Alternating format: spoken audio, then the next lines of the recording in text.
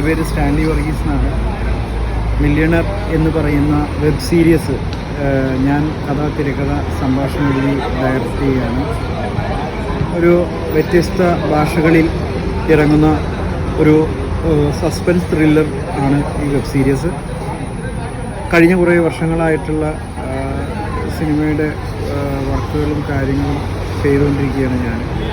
ഏകദേശം 1 വർഷത്തോളം എടുത്താണ് ഇതിൻ്റെ സ്ക്രിപ്റ്റും മറ്റുള്ള വർക്കൗട്ടും ചെയ്തു വെച്ചിരിക്കുന്നത്.